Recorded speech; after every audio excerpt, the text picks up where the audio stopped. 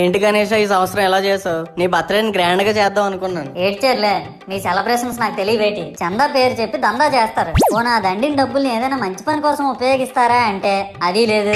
పైగా నా విగ్రహాన్ని కొనడానికి పెళ్లి సంబంధాల్లో పిల్లని చూడడానికి వెళ్ళినట్టు పొలోమను 10 మంది వెళ్తారు. అందులో ఒకడికి ఆ బొమ్మ నచ్చిందని, ఇంకోటికి ఈ బొమ్మ నచ్చిందని. నా కర్మ ఏంటంటే అక్కడ ఉన్నవన్నీ నా బొమ్మలే. మళ్ళీ తీరా 10 మందికి ఒక బొమ్మ నచ్చాక అమ్మేటోడు అలుసుగా తీసుకొని 10,000 15,000 అని బాంబు పేలుస్తాడు. ఎందుకురా బాబు ఇంత రేట్ అంటే కలకత్తా నుంచి తెప్పించామంటాడు. నాకు అర్థం కానిది ఏంటంటే ఎక్కడైతే నేను కలకత్తా నుంచి అయితే నాకన్నా మునగాడు వస్తాడా, అక్కడ కూడా నేనే కదా. ఇలా నన్ను బజార్లో పెట్టి బేరం ఆడి నా మొహానికి ముసుగేసి వ్యాన్ ఎక్కిస్తారు. ఆ వ్యాన్ డ్రైవర్ గాడు నేను ఉన్నానని కూడా చూడకుండా ఏదో ఆలోచించుకుంటూ డ్రైవ్ చేస్తా గతకల్లో గబ్బి గుబ్బి మని తించేసి నా కాల్లో చెయ్యి ఎరగొట్టేస్తాడు. ఈ విషయం చందాలు ఇచ్చిన చిన్నోళ్ళకి తెలిస్తే మళ్ళీ ఇరిగిపోయిన బొమ్మ పెట్టకూడదని ఏ బొమ్మ రాసి కవర్ చేసేస్తాడు. సరేలే, జరిగిందేదో జరిగింది, నా భక్తులే కదా, కూల్ బ్రో అని చిల్లయ్యే లోపు నన్ను పందిర్లో పెట్టి ముసుగు తీసి నాకన్నా పొడుగుండే సౌండ్ బాక్సులు 2 నా చెవులు పక్కన పెట్టి